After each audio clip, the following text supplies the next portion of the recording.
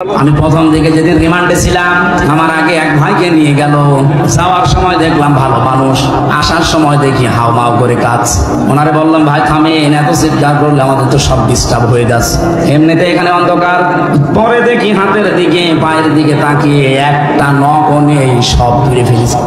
আমারে বলছে হামজা ভাই আমাকে চেয়ারে বসিয়েছিল এভাবে, হাতের সাথে আর পায়ের সাথে ক্লিপ লাগিয়ে দিয়েছে। এমন সিস্টেমে বানানো, শুধু এভাবে লাগিয়ে দেবে আপনি আর নড়তে পারবেন না। গলার সাথে একটা বেড লাগিয়ে দিয়েছে, কালো কাপড় দিয়ে মোটা আটকিয়ে দিল। একটা সিস্টেম করা আছে, ওটা আমার সামনে নিয়ে এসেছে।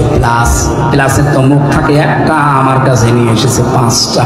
ওদের বানানোর সিস্টেমই ওইটা, শুধু হাতের কাছে এভাবে ধরবে, কারণ আপনি নড়তে পারবেন না। সবগুলো আঙ্গুলের সাথে যখন পায়ের সাথে হাতের সাথে মিলে যায়, সুইচ টিপ দেয়, একবারে আঙ্গুলের নখ সব খুলে চলে আসে। উনি বলছিল যে হামজা ভাই মনে করলাম এবার আমারে ছেড়ে দেবে, কারণ নখ আমার আর একটাও নেই। পরে দেখি সোস নিয়ে এসেছে, তাও মোটা, যেটা যে বাস্তা সিলাই করে ওই সোস ঢুকিয়েছে, যেখান দিয়ে রক্ত বের হচ্ছে ফিনকি দিয়ে ওই জায়গায়। এরপরে মনে করলাম যাক এবার মনে আর কিছু করবে না। কিছুক্ষণ পরে দেখি লবণ ছিটাচ্ছে। আপনি শুনে করছেন, ও আমার সামনে কি অবস্থা হয়েছিল বলেন তো? আমারে বলছে আপনি প্রস্তুতি নিন, শুনলাম এবার আপনাকে নিয়ে যাবে। ওটা ঘরটা মাটির নিচে, আয়না ঘর যেটা বলে ওইটা।